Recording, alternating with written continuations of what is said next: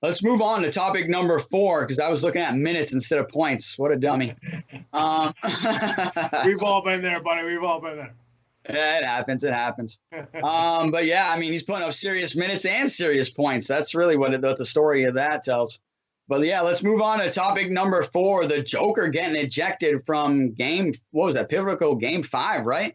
Game 4. Game 4. Okay, game 4. They got swept, so it was the last game of the series. Okay, yeah. So pivotal game 4 when they're down, it's really one of those things. I'm glad producer Ben is showing it because I really wanted to talk about this because I was just like, really? Getting ejected from that? I don't know, Pat. What did you see there? So if you go back and look at the foul, Jokic is clearly, frustrated because he went up for a shot. He thought he got fouled. He didn't get the call. And then Cameron Payne grabbed the rebound. Jokic swipes at him. You can see it there on the left side of your screen there. And, he was obviously upset. I don't think he went to hurt Cameron Payne. He was frustrated, but he was still going after the ball. If you want to call a flagrant 1, okay. Yep. I still don't agree with it. It's just a hard foul. Cameron Payne acted like he got punched by Mike Tyson and fell to the ground. I don't know if he got hit that hard. But I also didn't take a massive elbow from a 7-footer. So it could have hurt. Who knows? But, True. Then Booker gets in Jokic's face and everything. But I think the ejection for the Joker is a joke. I mean, why are you ejecting the MVP of the league? His team's about to get swept. The only way that they can come back and make it any kind of series is if he stays in the game. You eject the MVP of the league for a play like that? There's so many worse plays that have happened in the NBA where a guy isn't going after the ball. If you try to take out a guy going up for a layup, how many times has that happened? That's more dangerous than swiping at the ball and hitting a guy in the face. I mean, I just think the NBA is getting to ticky-tack with these flagrant fouls. And if you can't tell if it's a flagrant foul live, you shouldn't be able to go back to a monitor and figure out if it's flagrant. Because any foul can look intentional. Any foul for a split second on instant replay can look worse than it is. So what are we doing? This is like the worst part of the NBA where they go back to a replay to see if it's a technical foul. If you can't tell live what kind of technical foul it is, if it's a flagrant or if it's just a regular foul, then don't go to the replay. This frustrates me so much in the NBA. Yeah, no, I agree. I think you're right. I don't think they should be able to go back to replay for moments like that. Obviously, if you're checking to see if the guy stepped on the line if it's a 3 or a 2, or if the bucket's going in, when the buzzer's going off, those are moments that we should be going to replay for, game deciding moments, not moments where it's, like you said, a ticky-tack. Maybe it's a common foul. Maybe it's a flagrant 1. Maybe it's a flagrant 2. And honestly, like you said, I think they got it completely wrong here. And it's just really one of those things where, honestly, a lot of NBA players, current and former, were tweeting out immediately being like, that call was wrong. That was a horrible call. Should not have gotten ejected. And a lot of them were talking about how soft the NBA has gotten, not only with its play, but also with its officiating and the calls that they make.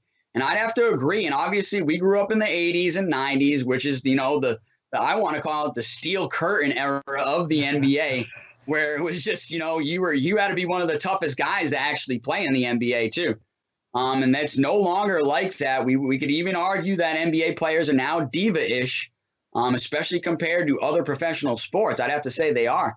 But it's definitely getting soft, and I think this is one of those moments. But it's also getting wishy-washy, where you don't know what they're going to call night by night. And so there's obviously these conspiracy theories on the officiating in the NBA. There has been for years, right? That maybe Kobe would get a call, Jordan would get a call. In my opinion, those guys deserved it, right?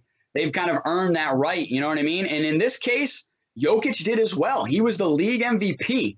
He didn't deserve to get thrown out in that game. And like you said, if his team had any chance of winning that game, it's with him on the court and with them pushing the series to even get to Game 5. So I think it's really one of those things where hopefully the NBA will talk to those officials being like, why are you throwing out their best player in that moment, especially on a tic-tac foul like that? It shouldn't have happened. You know what I mean? I would agree if they called it a flagrant 1. And here's the only reason why, and like you said, you would agree with that too. Here's the only reason why I would only agree if they called it a flagrant one. He gets to stay in the game, first off, okay? That's the biggest thing.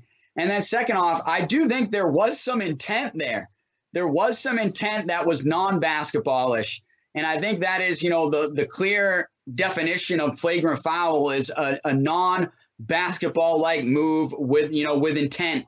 And I think, Jokic had some bad intent there with winding up there with that swing. So I can understand if you just want to call that a flagrant one. But in my opinion, that's just a common foul. That's a common foul, especially, like I said, if we're going back to the steel curtain era, which I wish we could. I think that should have just been called a common foul, and we should have just moved on. So, yeah, I'm really disappointed with the NBA officiating, have been for years, and this is just another example of why. Yeah, I think this was an easy out for the officials, and if they just called a flagrant one, this probably wouldn't even be a story. The Nuggets still would have gotten swept. Nothing would have changed in the series, probably. I mean, who knows if Jokic, if it woke up the Nuggets and the Jokic went off or whatever, maybe they could have stolen game 4. There was no way they were going to win the series. They're just too undermanned.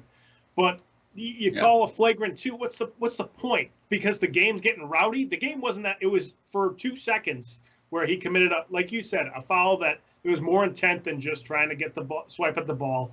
But it's not like, the two teams' benches cleared and everybody was ready to throw fists. Like, players don't do that in the NBA anymore anyways, So there was no reason to call a flagrant 2 to calm everybody down. You call a flagrant 1, you give Booker a tech like they did. Both teams are assessed essentially a penalty. Everybody's getting a free throw.